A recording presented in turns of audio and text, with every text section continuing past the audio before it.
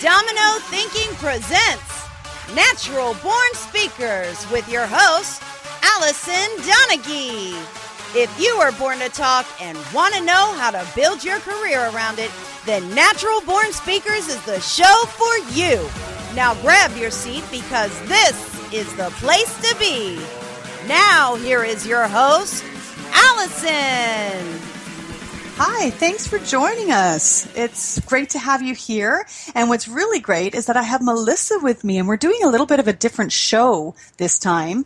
We are doing a two-part interview right now where we are talking today, which is not the same day you're listening, but her and I are talking today about her upcoming keynote at Thrive in New York City, which is a big event. It's a conference for women that's getting done in New York. I'm super excited to go there, and I'm going to be seeing Melissa speak at it.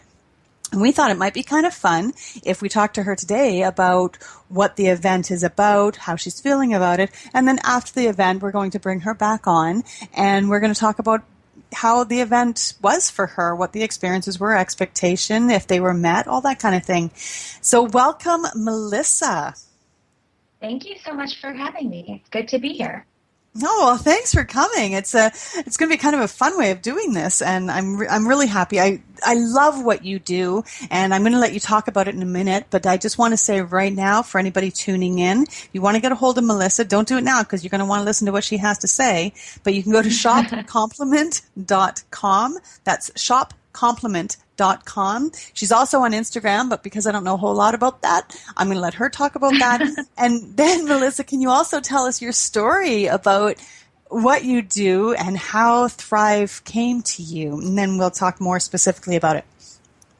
Yeah, okay. So I actually spent the last decade or so as a high school English teacher, and I was working with predominantly underserved students in that they came from pretty difficult, challenging backgrounds, maybe from poverty, or they were first-generation students in America. And so my job was to advocate for them and to help them get a higher education, so to be emotionally and socially, academically prepared for college, once they got out of high school. Mm-hmm. So while I was doing that, I was making jewelry on the side as a hobby, as a creative outlet. And one of my students asked me, this is back in 2012, she asked me if I could make her a ring to match her homecoming dress. It was a really big formal dance that was coming up at the end of the week. And by the end of the day, I had 20 orders on my desk.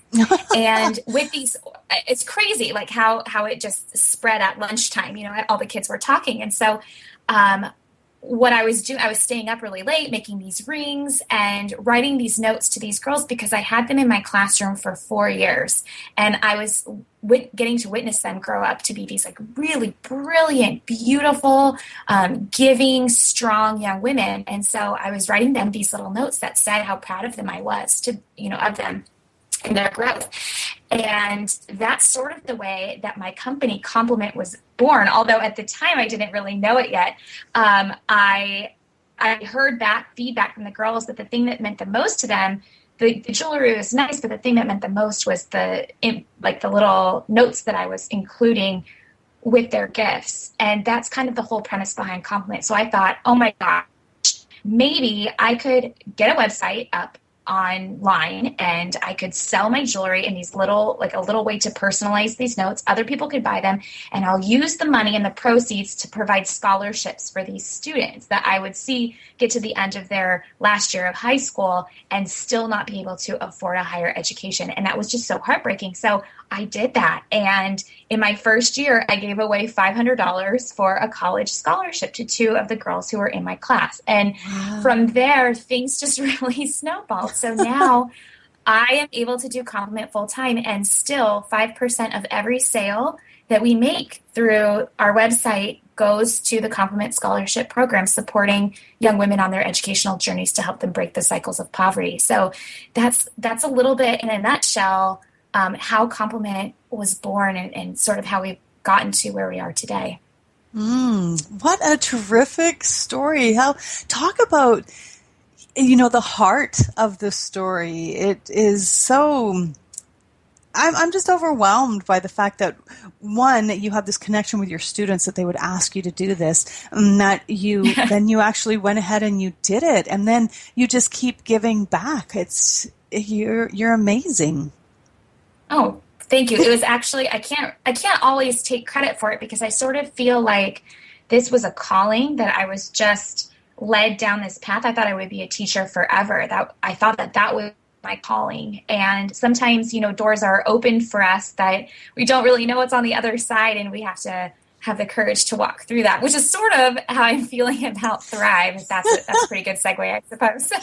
Yeah, I suppose. But I do want to backtrack for a second and suggest that you do get to take credit for it because you paid attention.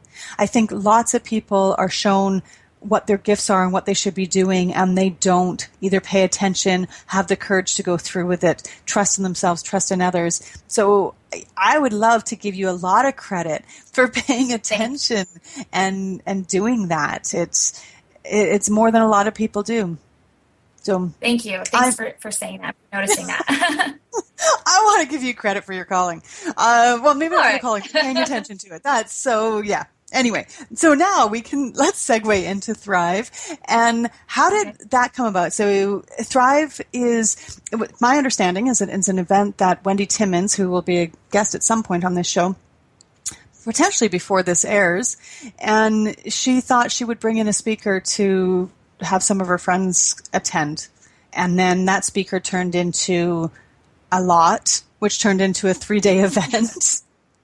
And it has morphed and grown and is including all of this stuff. Now, is that the story that you understand it to be, or do you have a different take? That is essentially the same story. I know that Wendy is a power connector. She just brings people magnetically together and loves introducing people to one another. And she has such a passion for empowering others and to give them a platform to share their stories and share what they're doing in the world. And so I think that's how Thrive came to be. I know it's like really happened fast. It's not something that's been in the works for a very long time. And yet to see how big this has gone in just about a month has been just tremendous. Yeah. It's pretty exciting. Well, I went to her Thrive event in Michigan. It was a workshop retreat in, God, when was it now? All these months are just sort of blurring together. But I think it was in January. Maybe? It was in January. Yeah. And at that time, she wasn't even really talking much about the event because she was focused on the retreat. And so essentially, I know there was some things in the works in the background, but essentially this is something she's just connected people to in a couple of months, and which is amazing and incredible for an event that's of this size. It's huge. It's huge kudos. Yeah, amazing what she's doing. Right. And so you are going to be the opening keynote, right? Yeah, I am, which is so cool to be able to tell my friends here in California to be like, yeah, I'm going to New York and I'm going to be the opening keynote speaker at an event. Yeah, it's a trip. It's super exciting. I'm really, really thrilled about it. Mm-hmm. Yeah. How did that come out? So I actually had met Wendy in a Facebook business group that we had been in, and she, about a year ago actually, she put out a call for business owners or entrepreneurs who have some element of giving back in their business. And so I said, oh, that sounds like me. So I wrote her back, and she ended up interviewing me for her book called The Entrepreneur Next Door, about women who unexpectedly kind of fell into business. And I say that not like I guess I'll start a business, but more like this intention came to be, and women who were brave enough to listen to that message and kind of run with it, and then also give back to others. So I answered that call. We had an interview. I think there's a portion of her book I'm mentioned in her, but I don't know. I haven't seen it yet. So that's how we became friends online, and we'd never met in person yet. But she knows my story. She knows a lot of the background details to what makes the story even more impactful. Besides just being a teacher, there's a whole bunch of other stuff in between that has happened. And so she said, hey, I would love for you to share Compliment's story at Thrive. Would you be interested? And I said, yes, I would love to. I don't know what that entails. And so she said, let's have you kick it off. And you'll be the opening keynote on Friday night. And actually, this is kind of a funny story. One of the girls who I made those original rings for back in 2012, she's actually getting married the Saturday of the event. So I'm speaking on Friday. And right after my speech, I'm getting on the red eye with my husband and flying back to California so I could be at her wedding. It could be because that was really important that I didn't miss that. So kind of comes full circle. That is really, really neat. Yeah. So I know you've done speaking in the past. So how is preparing for a keynote different than the other speaking that you've done?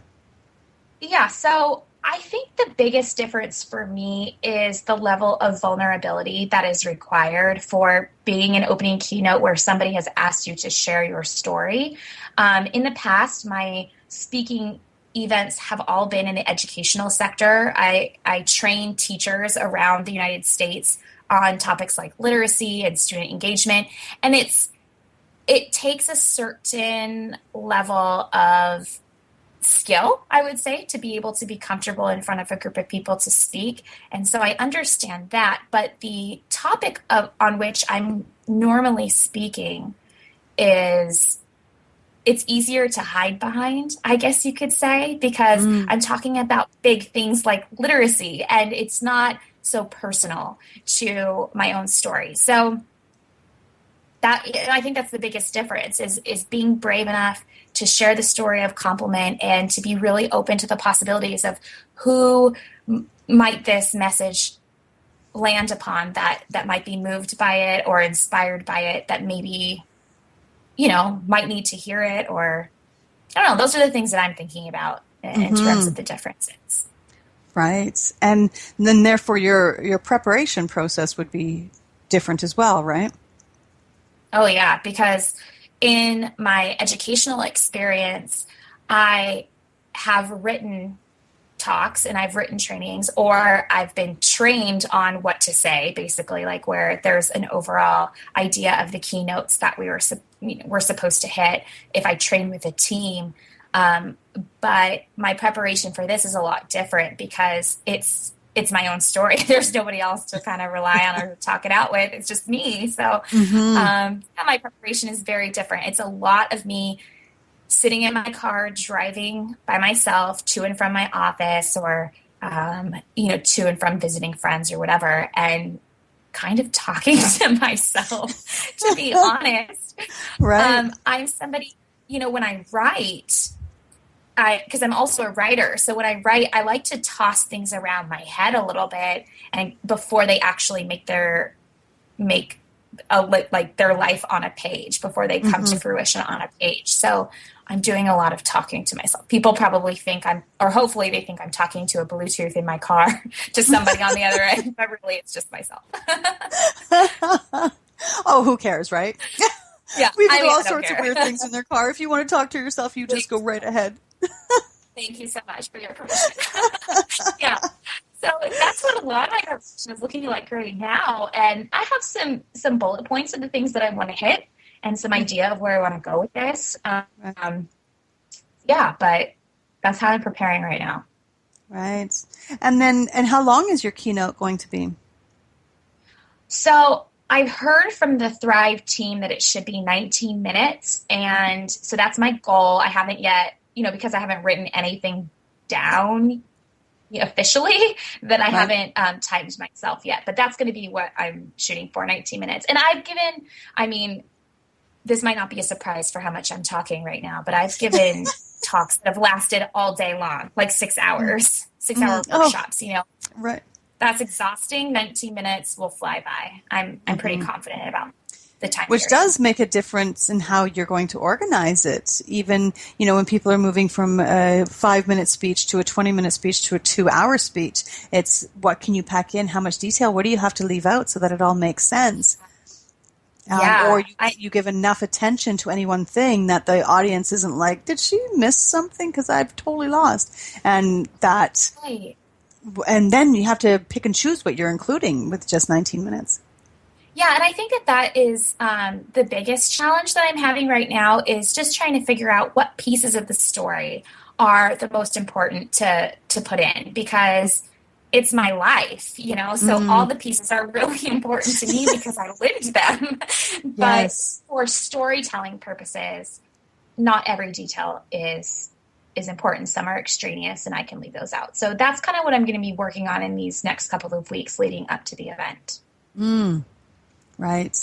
That's so cool. I thought I had that unplugged. So what I would like to do right now is if we can send people to your website, Sure. What else do you have going on? And we'll just do a little bit of promotion on what it is that you're able, what people are able to find out. Yeah, well, thank you. So my main website is www.shopcompliment.com, where I sell gifts that uplift. So every gift comes with an inspiring message on a compliment, if you will, that is meant to uplift the recipient. And so it's great for giving. And that's the main thing that I do. I also have spread the word about compliment predominantly through Instagram. And so if anybody out there is on Instagram, I would love a follow and to say, hey, I heard you on the show, so that I can follow you back and engage with you there. But that's at Shop Compliment. I also just launched my own podcast with my friend Nikki. It's called Pay Attention. So earlier in the interview, when you said, I want to give you credit for paying attention, I was like, whoa, that's weird, because that's what our podcast is called, is the Pay Attention Podcast. Oh, wow. And that's at, payattentionpodcast.com. We launched March 13th. Nice. And what's the focus on that? Besides, paying attention. Yeah, I mean, that's pretty much what it is. It's all the good things in life that we should be paying attention to. If we focus on the positive things in life, then we see those growing and we start noticing the miracles all around us. So that every week we pick a new topic to pay attention to and we talk about it. And we have guests that come in and talk about what they're paying attention to. And there's some fun surprises throughout. So it's a pretty good format. We like it. It's been fun so far. We've recorded a few episodes before the actual launch date of it. So by the time this airs, that will be up and running. Yeah, very cool. So what I think is really interesting too, and I think a lot of people have found themselves into this sort of situation, is you do what you do, and then in the background you're doing that stuff that you love to do too. And hopefully what you're doing you love, but then in the background you're doing these hobbies that you love to do. And then these hobbies develop into something else. And then that something else has now developed into a speaking career, potentially, and opportunities where you're now getting the word out about what you're doing. And that transformation or the traveling along that line about the timeline about what's happening, I think a lot of people find themselves in. I don't think that many people kind of come out of high school and say, I'm going to talk about and know. It's definitely this morphing kind of experience that you've been talking about here.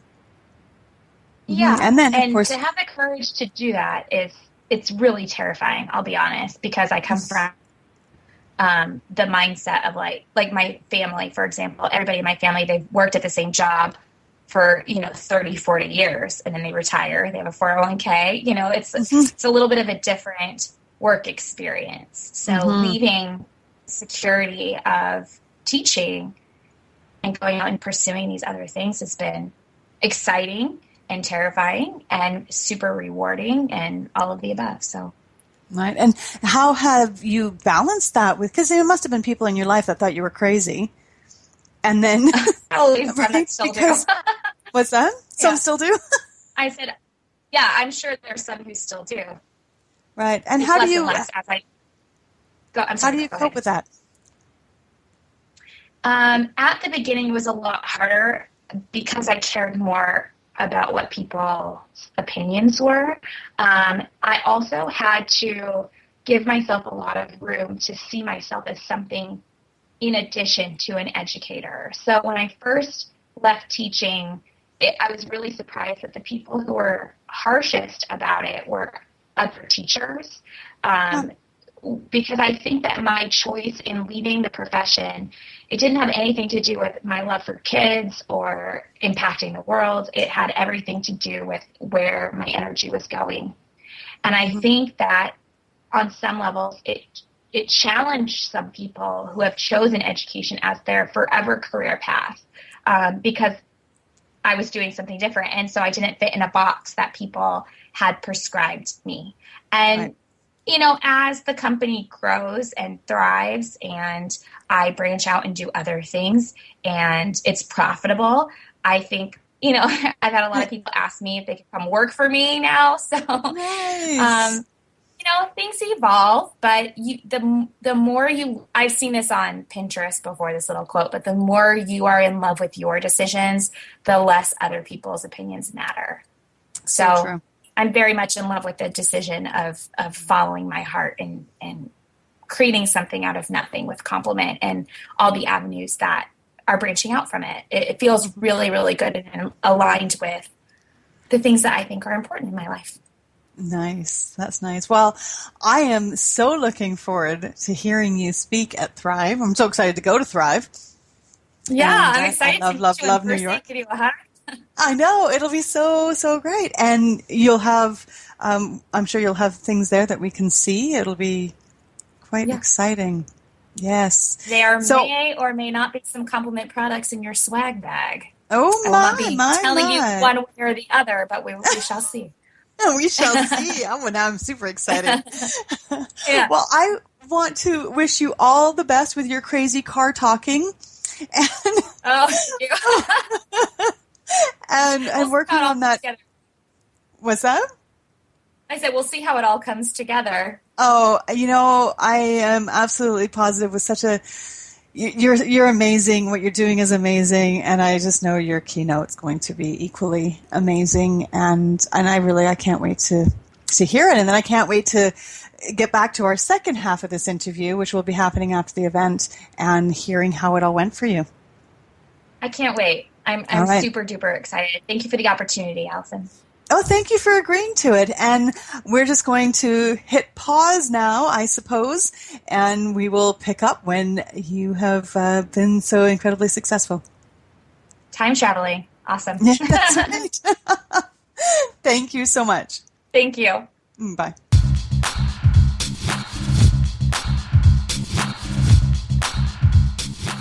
So welcome back. I know for you listeners, it doesn't seem that long because, well, it's only been a second or two since we were talking to you. But for me and Melissa, it's been, a week or 10 days since we did the first half of this show. And I was so fortunate to get to go to New York and listen to Melissa talk. She gave a great speech, keynote opening speech at this event, and she's just such a wonderful speaker. So that I'm not doing the rest of the speaking here, let's welcome Melissa back. Welcome back, Melissa. Hey, thank you. Thanks for having me back. It's kind of funny, the power of technology. I know. It's going to be really interesting to see how this all sounds, because this isn't the normal way that we do things, but I'm sure Nesha, our producer, will make it magic. Perfect. Yes. So tell me, New York, how did New York treat you? Oh my gosh, New York, there's no city like it. And there's just so much energy, and there's so many things going on, and so many people to see and experiences to be had. And I was really fortunate to be able to bring my husband with me, and he had never been to New York City. So we got to really experience some stuff that we hadn't ever done together, which is great. I mean, the event that I was speaking at was on a Friday, and we got into the city on early Tuesday morning, flying in from California. And right away we were a little bit jet lagged, so we slept some, but then we just started walking around and exploring the neighborhood where we were staying and meeting up with other friends who live in New York to see them. And it was a great experience. We saw Hamilton, which, oh my gosh. Yeah. Unbelievable. Yeah. Unbelievable. So cool. Yeah. Sadly, great. I didn't get to see a show when I was there. I have yet to do a Broadway. I've done an off-Broadway there, but yet to do a Broadway. New York just has so much to offer. I know personally, I just feel so alive when I'm there.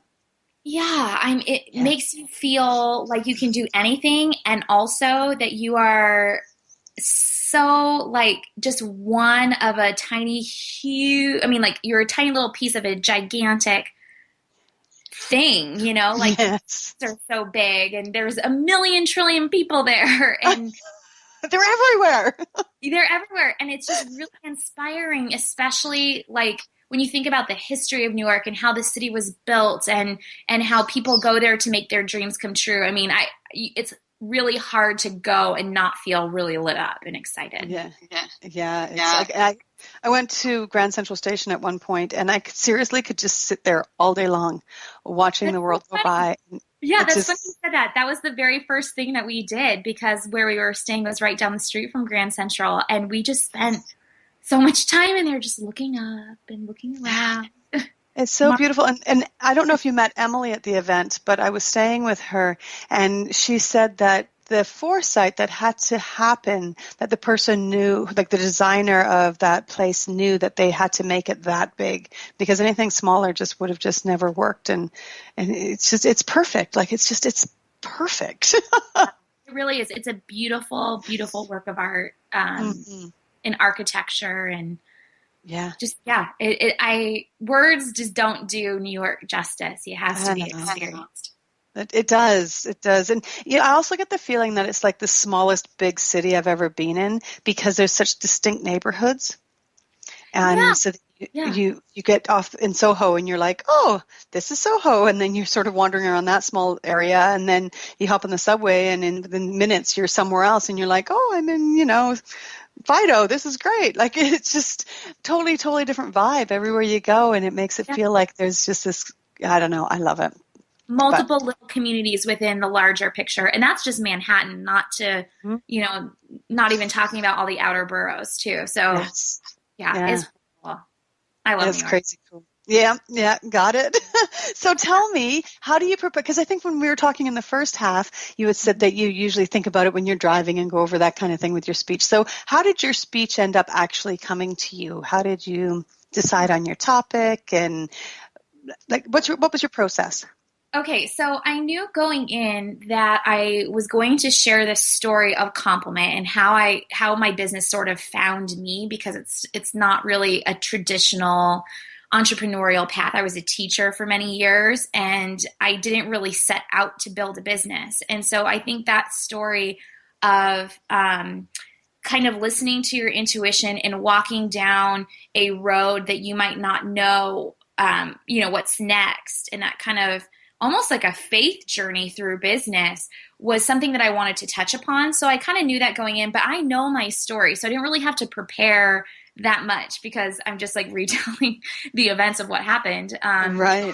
But I knew that I wanted to be able to leave the audience with some not tangible, but like nuggets of wisdom and takeaways to also kind of kick off the event. So the event was, the theme was magic, and magic stands for miracles, abundance, grace, impact, and connection. And I knew I wanted to do something that infused magic into the story and left people inspired about the rest of the weekend to come. But much to the dismay of the people around me here in California, I did not prepare anything before I left. And, my mom was like, you should really practice, because, this is a big deal. And people at TED, when they're talking, they don't have note cards. They just know what they're going to say. And I knew I wasn't going to have slides as a cue. So, my husband's like, you should probably practice. And I was like, love how everybody's so worried about you. Yeah. So I knew the words were going to come to me. And because I've I've spent a lot of my career in education talking in front of large groups, I was confident enough to go in without a ton of preparation, which might seem like really crazy, but I know that that's one of the things that I'm good at. Like I can come up with things on the fly. So, but I wanted it to be a little bit more intentional than that. So Thursday night, the night before the speech was, like, before I was supposed to give the talk, I had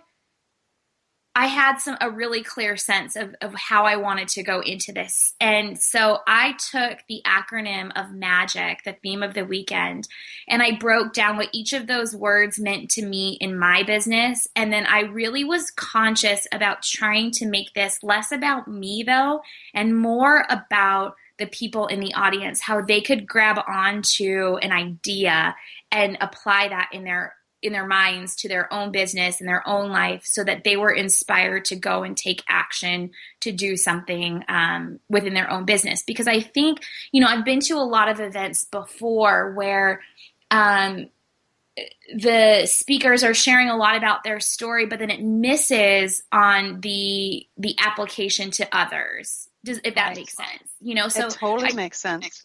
I really wanted to keep in mind who was there, who was listening, and what are they trying to get from this weekend, and then wrap that into my talk so that they felt like they were walking away with something that they could apply into their business. So I went through that list of MAGIC, and I talked about what each of those words actually means when you apply it to our work, as many of the people who were there are online entrepreneurs and in creative fields. Some are coaches. And I really kept that in mind as I was typing out what I wanted to say on Thursday night. So I had it in my computer, and before I left the apartment where I was staying to head on over to the event, I just jotted down a couple of the key points that I didn't want to miss, so that even though I know my story, and that comes easily for me to say, there were a couple of points in there that I really wanted to make sure that I hit. So I wrote those ones down, little bullet points.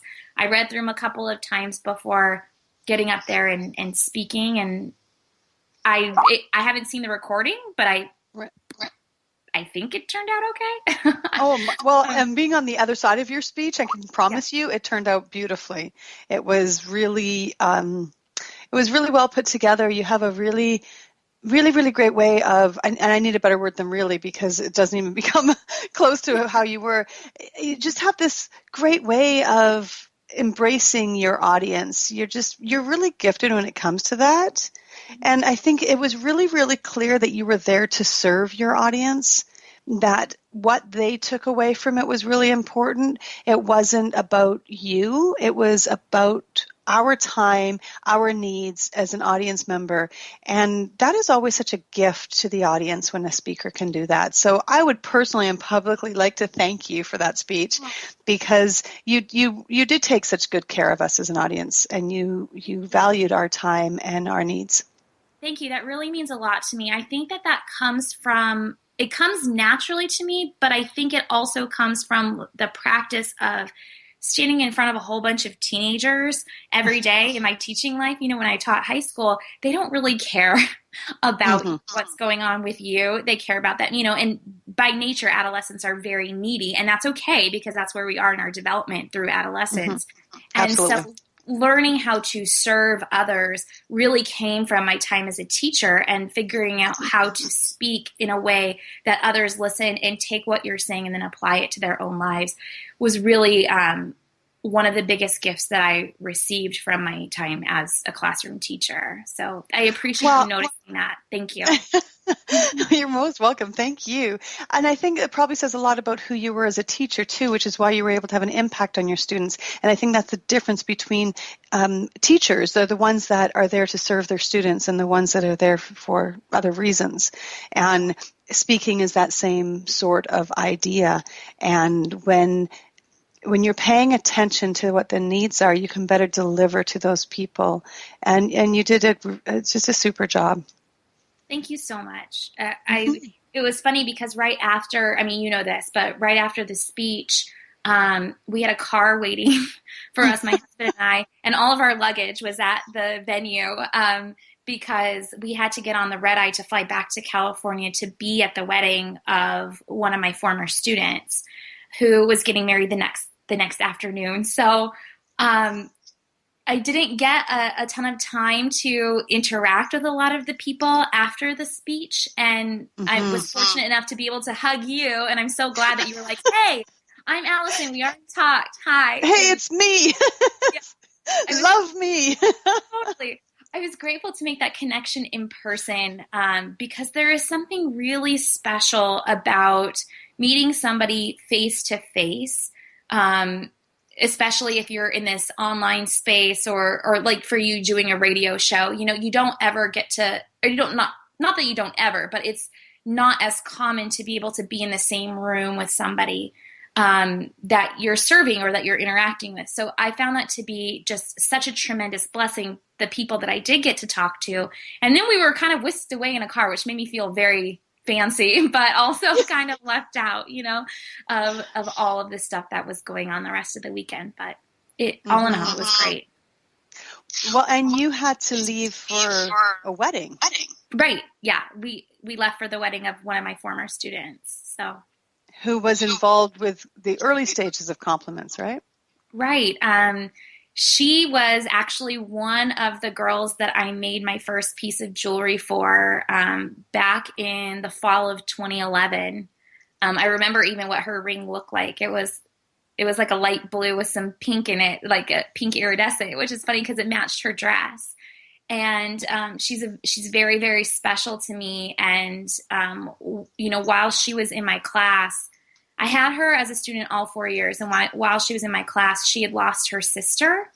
And the group of kids that I was fortunate enough to teach during that time were such a bonded family unit, which you don't see often in public schools, but it was such a family that we all gathered around her in a very hard time. And I really love her family, and I've seen the strength of them overcoming such a huge obstacle and a huge heartbreak to, I can't even imagine what they've gone through. And so to be there for such a joyful occasion was so important to me that when I was asked to speak at this event in New York, I said, well, I'm happy to, although it's contingent upon the fact that I could be home for this wedding, because the people in my offline life are extraordinarily important to me, and I wanted to be there for her on such a beautiful day. And it was gorgeous, and she's beautiful, and her husband is a doll, and right now they're in Cabo on their honeymoon. So so sweet. Yeah, they're very, very sweet people. That is really cool. I saw pictures posted on your Facebook with at the wedding, and it's just, there's so much kindness in everything that you do. You can definitely hear, like when you talk about being a teacher, how kind you were through all of that and how emotionally invested you were in that process. And then you create this company that's so in line with who you are and how you show up. And then you come and you speak to us and you bring that with you as well. And it goes back to what you were saying about the online in life presence, and you are totally who you are in all of your avenues. And it's so nice to see people so congruent and showing up that way. Thank you. I mean, that I don't know any other way to be. It doesn't feel good to try and be something else. And so that's kind of the interesting part about the Compliment story, is that I wasn't seeking to be this online person or have an online business. It just kind of evolved and it kind of happened. So, the fact that it is resonating with people makes me very, very grateful, but I can't do something that I'm not really behind, because I don't even know how to act that. That doesn't come very easily to me. It's so much easier just to be you, because you don't have to cover anything up. It's just, you are who you are. And That's but it does take a skill to show up online as who you are in real life. You have to have that real good sense of self. And more and more I'm finding the need for that face-to-face interaction because it keeps us authentic. I think it's easy to slip into something else online. Yeah, I do too. Especially, if you haven't had a business, like I'm working with a lot of people who, a lot of millennials who are in their early 20s, and digital life has always been a thing for them. Like, as teens and in the workforce, and it wasn't I'm a little bit older than that. So I had this whole life offline, that was still kind of public because I was a teacher. And so, people want to know a lot about your personal life when you're in a school. And so learning how to figure out to be exactly who I am, and yet still keep some things private has been a very interesting learning experience. And that's been a choice that I've made consciously. Like, not everything I put online is everything that I'm going through. There's certain things that I just keep for myself, or keep between me and my husband, or me and my family. And I think that's okay. And it doesn't mean that you're inauthentic. It just means that the things that you choose to share are a slice of that truth.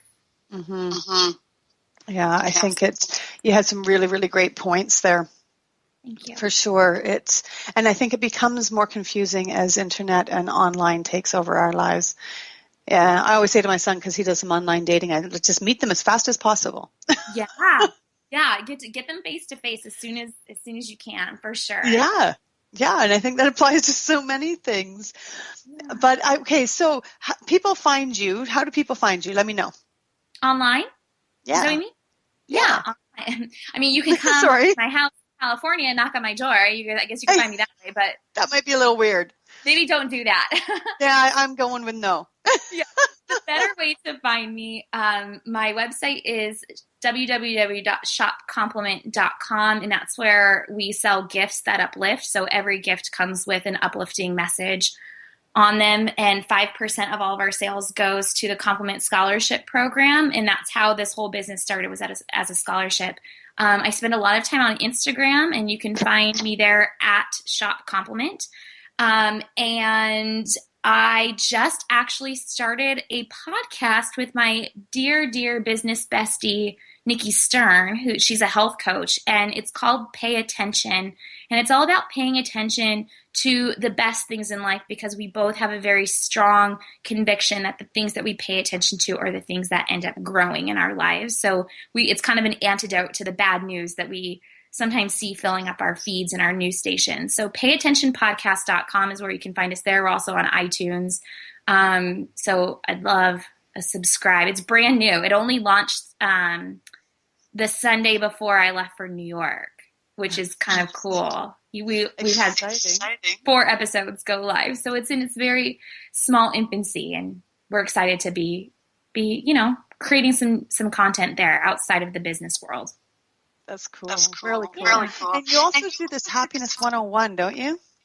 I do. That's a free course that my co-host for the podcast, Nikki Stern, and I, that we created just because we thought, people are walking, I think it came about when there was some major road rage that we had seen, and we're like, geez, calm down. It's like, just wait a second. It's fine. But a lot of people are very, very, very tense. And so, we decided to create this Happiness 101. It's a 7-day mini course of just little things that you can do to generate more happiness in your life. So we have that. I also teach Instagram, how to engage and build real relationships, authentic relationships on Instagram. So I have an Instagram course that you can find that on shopcompliment.com as well. Well, and I have to say, I did your Happiness 101, and it was excellent.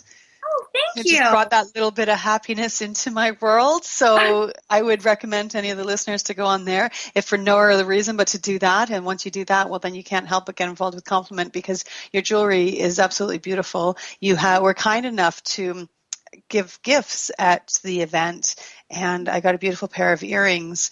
And yeah, true to form, there was a great little compliment in there, and I opened it up and I was like, oh, that's so cool.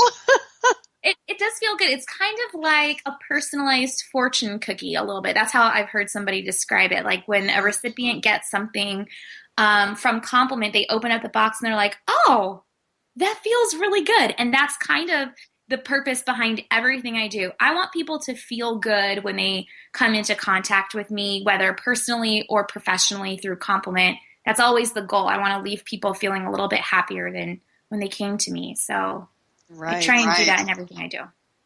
And I think, in this world where people are trying to get away with doing as little as possible for the biggest amount of recognition, when you get something that has that extra little bit, it feels huge. It just feels so kind.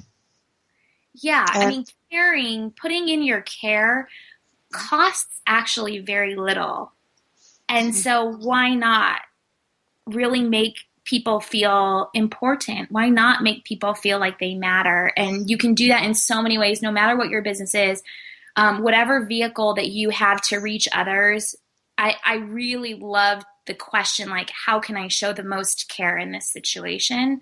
And sometimes that means adding a little extra note. Sometimes that means giving somebody a hug. Sometimes it means sending an email that says, hey, I'm thinking about you. I mean, it's really little, and it doesn't take that much time, but it creates such an impact.